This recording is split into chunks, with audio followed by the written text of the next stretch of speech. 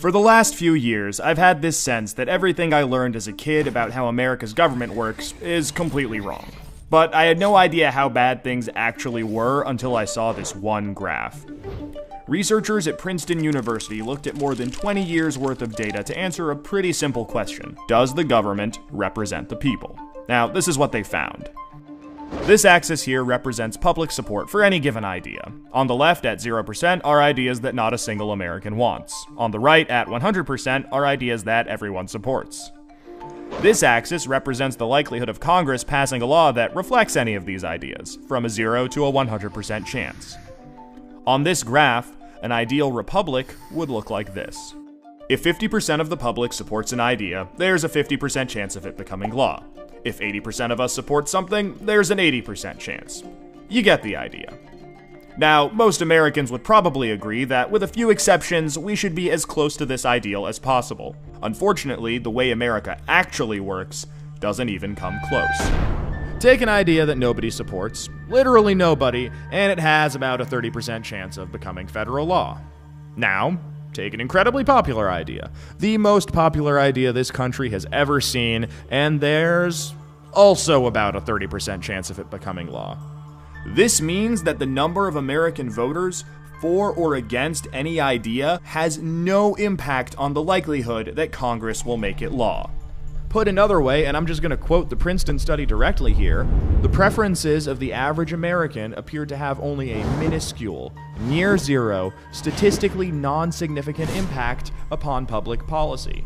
So if you've ever felt like your opinion doesn't matter and that the government doesn't really care what you think, well, you're right. But there's a catch. This flat line only accounts for the bottom 90% of income earners in America. Economic elites, business interests, people who can afford lobbyists, they get their own line. Look at how much closer their line is to the ideal. When they want something, the government is much more likely to do it. And when they don't, they have the power to completely block it from happening, no matter how much the rest of the country supports it. They get what they want, and guess who ends up paying for it?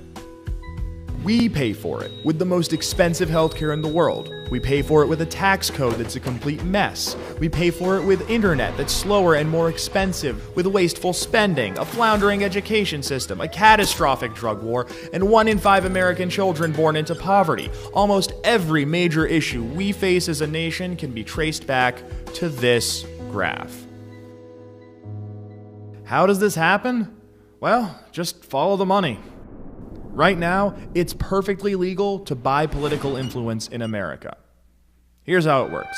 Let's say a big bank wants a law that would force taxpayers to bail them out again if they repeat the exact same reckless behavior that crashed the global economy in 2008. Not exactly the most popular idea with the public, and Congress knows that.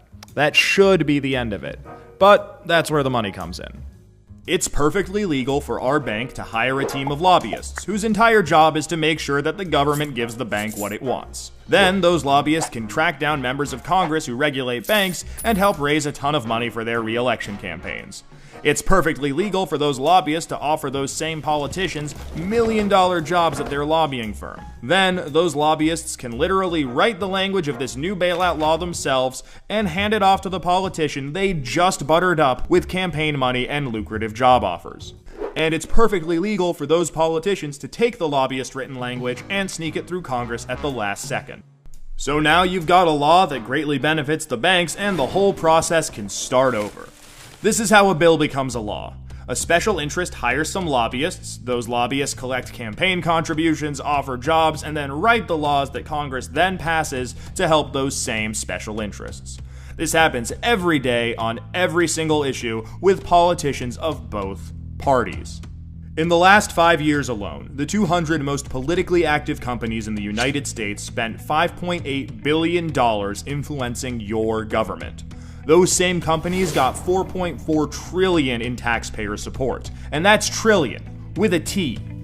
And that's just the top 200 companies. Never mind every other special interest, every union, every trade association, and every billionaire.